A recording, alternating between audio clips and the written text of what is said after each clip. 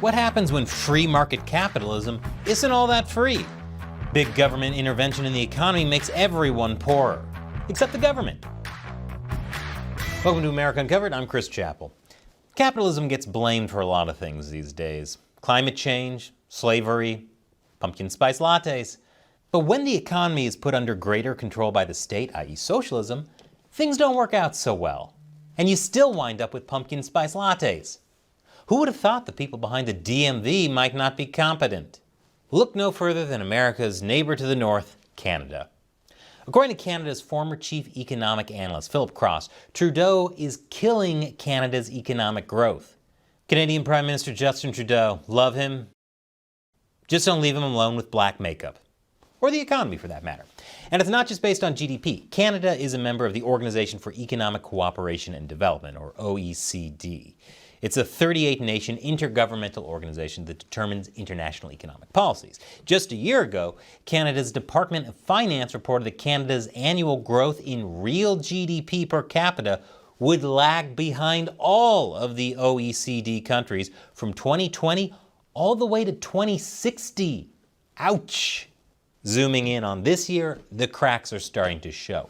Unemployment rose in June. Inflation is a bit wobbly. And rent is soaring. In addition, the Institute for Research Public Policy said Canada's productivity and living standards have been on a decline. And some say Trudeau's policies are to blame. A big one is Trudeau's climate agenda. I'll tell you more after the break. Welcome back.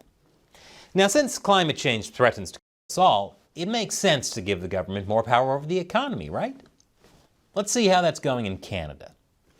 Despite sitting on one of the world's largest sources of oil and gas, Trudeau wants to reduce reliance on them in the name of climate action.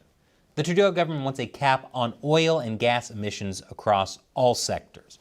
The goal is to cut emissions 40 to 45% from 2005 levels by 2030. Now, Trudeau has even admitted that won't do anything to fight climate change. That's because, according to Canada's government, Canada's own emissions are not large enough to materially impact climate change. But that's not entirely true. These policies do accomplish something. The Montreal Economic Institute predicts it will cost the Canadian economy almost $45 billion a year. Then there are the taxes. Canada has not one, but two carbon taxes.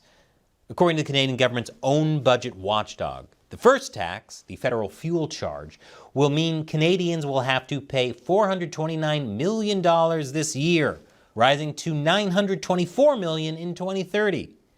And the second tax, the clean fuel regulations, will increase the price of gasoline by up to 17 cents per liter and decrease real GDP in Canada by up to $9 billion in 2030. But wait, there's more. RBC Economics predicts Canada's goal of achieving net zero by 2050 will cost $2 trillion. That's the climate policies. But what happens when the government gets involved in wealth redistribution?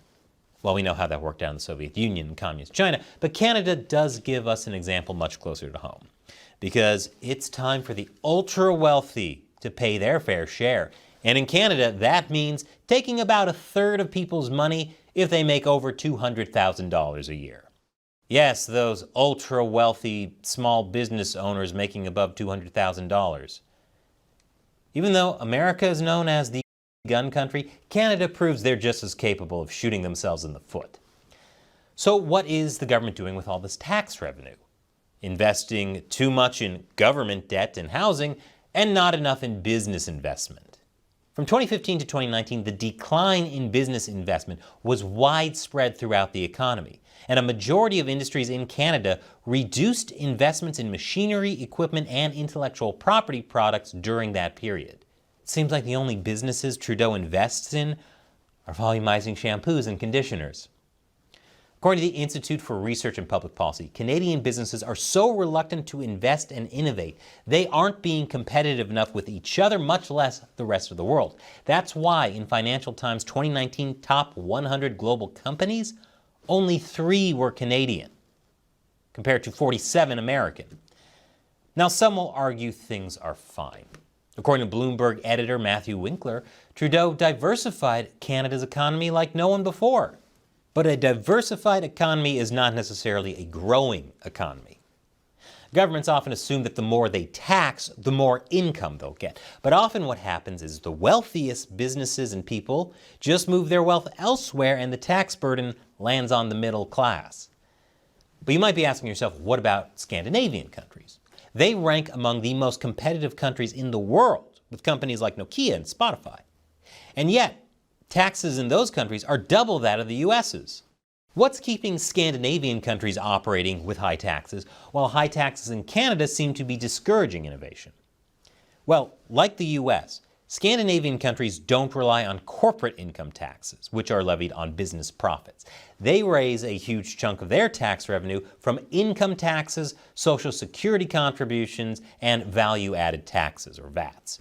VATs are similar to sales taxes. They're levied at each stage of the supply chain, such as the manufacture, distribution, and sale of an item. In short, while taxes on businesses are low, Scandinavian countries make it up with high taxes on individuals to fuel their social services. They also aren't so idealistic as to forgo oil and gas to keep their economies going. So what do you think about government involvement in the economy? Leave your comments below.